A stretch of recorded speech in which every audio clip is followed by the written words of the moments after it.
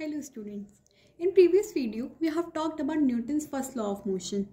Today, we are going to talk about Newton's second law of motion. Before that, I am going to give you brief introduction about how it is starting. So, देखिए, मैं हिंदी में बताती हूँ कि हम लोगों ने बहुत रोज़ाना अपनी ज़िंदगी में देखते हैं कि अगर दो बॉडीज़ होती हैं और उनका अगर डिफरेंट मास होता है और अगर वो सेम वेलोसिटी से चल रही होती हैं और अगर हम उन लोगों को रेस्ट पर सेम टाइम पे लाएं तो जो फोर्स होगा वो भारी बॉडी को रोकने में ज़्यादा लगेगा देन अ लाइटर बॉडी। इसी तरह से अगर दो बॉडी है जिनका सेम मास है और वो डिफरेंट वेलोसिटी से मूव कर रही हैं तो अगर हम लोग को उन्हें सेम टाइम में रोकना है तो जो फास्टर मूविंग बॉडी है उस पर हम लोग को फोर्स ज़्यादा लगाना पड़ेगा। तभी हम लोग कहते हैं the force needed to stop moving body in a definite time depends both on the mass of the body और इट्स वेलोसिटी। एक्चुअली ये जो लाइन इन्हें कही है इसका मतलब है कि ये लाइन बिल्कुल लीनियर मोमेंटम के लिए है। Linear momentum of a body is the product of its mass and velocity. देखो हम लोग लीनियर मोमेंटम को P से डिनोट करते हैं। देखो हमने क्या सीखा, इससे हम लोग को पता चलता है कि ये मास फोर्स किस पर, मास पे डिपेंड करता है, वेलोसिटी पर डिपेंड करता है। लिटरली मतलब लीनियर मोमेंटम का एक प्रोडक्ट समझ लीजिए आप, और ये एक वेक्टर क्वांटिटी होता है। क्या होता है? वेक्टर क्वांटिटी होता है। सिंपली एक प्रोडक्ट होता है, इसलिए इसको हम लोग P=mv करते हैं। जैसे मैंने आपको एग्जाम्पल में समझाया उसी हिसाब से हम लोगों ने मास और वेलोसिटी को प्रपोर्शनल में लिया है ना। Next we have a change in momentum. देखिए चेंज इन मोमेंटम को हमेशा हम लोग डेल्टा से डिनोट करते हैं। चेंज मतलब डेल्टा, ठीक है। तो डेल्टा P = डेल्टा mv। देखिए m ज़्यादातर हम लोग की दुनिया में कांस्टेंट रहता है। अगर कोई भी बॉडी वेलोसिटी ऑफ लाइट से ज़्यादा तेज चलने लगे तब m वेरी करता है, but in our case we are taking m constant, है ना। देन वी टेक m, अगर हम लोग का कांस्टेंट m बाहर, वेलोसिटी वेरी कर सकती है ना। वेलोसिटी जो है वो वेरी कर सकती है। यही हम लोग का चेंज इन मोमेंटम है, इससे ज़्यादा कुछ नहीं है। सिंपली इसमें थोड़े बहुत कॉन्सेप्ट है कि मतलब अगर कोई बॉडी वेलोसिटी ऑफ लाइट से ज़्यादा तेज है तो फिर उसमें हम लोग उसका मास वेरी करा सकते हैं, वरना we take normal as m, है ना। बस ये इतना ही है, ज़्यादा लोड लेने वाला कुछ नहीं है। Then we have a rate of change of momentum, है ना। सो अगर हम लोग का इनिशियल मोमेंटम बॉडी का है mu, इनिशियल मोमेंटम बॉडी का है mu और फाइनल मोमेंटम बॉडी का है mv, तो चेंज इन मोमेंटम कितना होगा? mv - u। कैसे? mv - mu मतलब फाइनल माइनस इनिशियल। तो रेट कितना होगा? रेट मतलब डिवीजन बाय टाइम। रेट मतलब डिवीजन बाय टाइम। तो mv - u बाई t, है ना। और ये v - u बाई t को आप लोग तो जानते हैं क्या कहते हैं? एक्सेलरेशन। तो mv - u by t = ma। तो मतलब rate of change of momentum is ma, mass into acceleration, है ना। Now we are going to start main topic, Newton's second law of motion, and firstly we are going to derive F = ma। तो मतलब आप लोगों का common experience है, सब experience से ही देखिए जाना जाएगा यहाँ पे, क्योंकि डेरिवेशंस जो है वो प्रोपोर्शनैलिटी पे डिपेंड्स करती हैं, है ना। तो हम लोग ये आपको मतलब कॉमन एक्सपीरियंस होगा कि अगर हम लोग टेनिस बॉल को एक धीरे से झटका देते हैं, धीरे से पुश करते हैं, धीरे से फोर्स लगाते हैं तो उसमें एक स्मॉल एक्सेलरेशन आती है और वो स्मॉल वेलोसिटी तय करता है इन सर्टेन टाइम। बट अगर हम लोग टेनिस बॉल को बहुत पुश हार्ड करते हैं तो उसमें लार्ज वेलोसिटी आती है इन सेम टाइम इंटरवल। तो इससे हम लोग क्या कह सकते हैं कि एक्सेलरेशन जो है, सबसे पहला पॉइंट जो बनता है वो ये बनता है कि acceleration force is directly proportional to acceleration. जितना ज़्यादा फोर्स उतना ज़्यादा एक्सेलरेशन। मतलब अगर उन्होंने टेनिस बॉल को मतलब तेज से फोर्स दिया तो उसको ज़्यादा वेलोसिटी जाएगी सेम टाइम इंटरवल, और धीरे से फोर्स दिया तो कम वेलोसिटी इन टाइम इंटरवल। और वेलोसिटी अपॉन टाइम इंटरवल क्या होता है? Of course acceleration. तो इससे हम लोग क्या बता सकते हैं? फोर्स जो है वो डायरेक्टली प्रोपोर्शनल है एक्सेलरेशन के।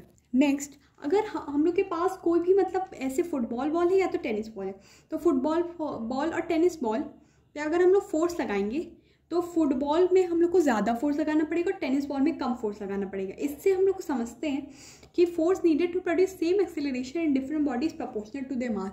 जितना ज़्यादा मास होगा उतना ज़्यादा फोर्स लगाना पड़ेगा, मतलब force is directly proportional to mass. जितना ज़्यादा फोर्स उतना ज़्यादा मास।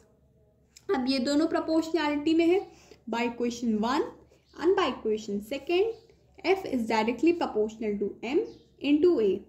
So F is equal to KMA.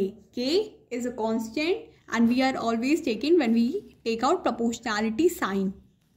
और जैसा हम लोग जानते हैं कि यूनिट ऑफ फोर्स हम लोग हमेशा ऐसे ही लेते हैं कि K 1 हो जाए when मास 1 हो और एक्सेलरेशन 1 हो। तो हम लोग क्या लेंगे, force is equal to mass into acceleration. एक इसमें आप लोगों की आईसीएसई बुक में है कि हम लोग ग्राफ बनाते हैं तो ऑफ कोर्स कांस्टेंट ग्राफ हमेशा ऐसे बने रहते हैं, है ना, कांस्टेंट ग्राफ ऐसे बने रहते हैं और एक्सेलरेशन और मास का ग्राफ ऐसे बना रहता है ना, ये है आईसीएसई बुक में।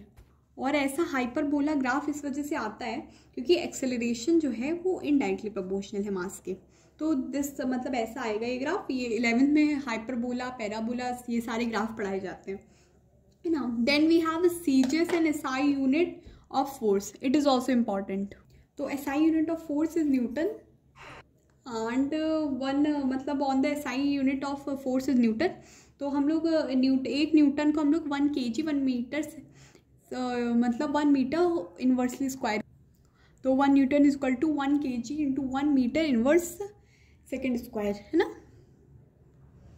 तो हम ये हमेशा याद रखना, ये बहुत पूछा कभी कभी जाता है यूनिट्स के एग्जाम में कि 1 newton is the force which when acts on a body of mass 1 kg produce an acceleration of 1 metre inverse second square, है ना। और देखो न्यूटन को हम लोग डाइन में ऐसे करते हैं और इसको हम लोग क्या कहते हैं 1 gram into 1 centimetre inverse second square. ये बहुत इंपॉर्टेंट होता है, relation between newton and dyne बहुत ज़्यादा इंपॉर्टेंट होता है, मोस्टली पेपर्स में बहुत ज़्यादा रूप में मिलता है ना।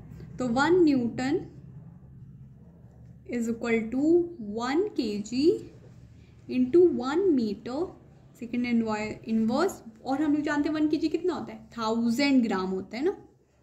और 1 मीटर और सेंटीमीटर में क्या रिलेशन होता है, 100 का। तो that's why it's 10 to the power 5 gram centimetre inverse का square which is 10 to the power 5 dyne. बहुत इंपॉर्टेंट रिलेशन है, बहुत ज़्यादा इंपॉर्टेंट कि मतलब 1 न्यूटन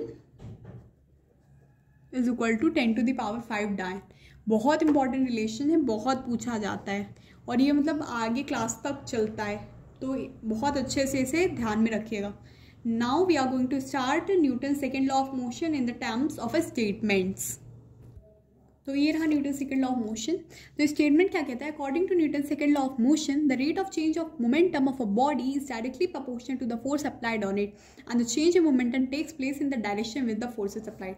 तो ये इस फॉर्म में इसको याद कर सकते हैं, बट हम आपको एक मतलब प्यारी सी डेरिवेशन दे रहे हैं, उससे बहुत आसानी से याद हो जाता है। देखो सबसे पहले मैंने आपको क्या बताया था, delta p by delta T rate of change of momentum क्या मिला था हम लोग को, एम ए, है ना फर्स्ट। फिर हम लोगों ने क्या देखा, force is equal to m a second. तो हम लोगों को क्या मिलता है, 10 force is equal to rate of change of momentum. Simple है ना। तो बस हम लोग इसमें हम लोग एक और फॉर्मूला पढ़ सकते हैं, delta p by delta t is equal to delta m v delta t and m delta v by delta t which is m a, है ना। तो इसका सिंपल फॉर्म है। फिर हम लोग थोड़े एग्जाम्पल्स देखते हैं, एग्जाम्पल्स इजी हैं तो जल्दी से एग्जाम्पल भी बता देती हूँ। तो एग्जाम्पल है, while catching a ball the cricketer withdraw his hand along with the ball. ऐसा पता है क्यों होता है कि जितना ज़्यादा वो समय लगाएगा उतनी ज़्यादा मतलब उतनी कम फोर्स उसके हाथों पे लगेगा क्योंकि एक्सेलरेशन धीरे होती जाएगी, है ना। Then we have athletes often lands on sand after taking a high jump.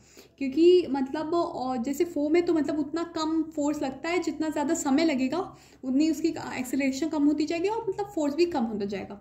Then we have when glass vessels fall on the hard floor they break but they do not break when they fall on a carpet.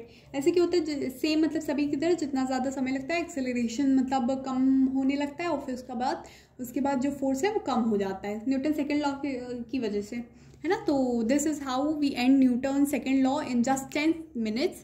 So please like, share, subscribe. I need. Thank you for studying.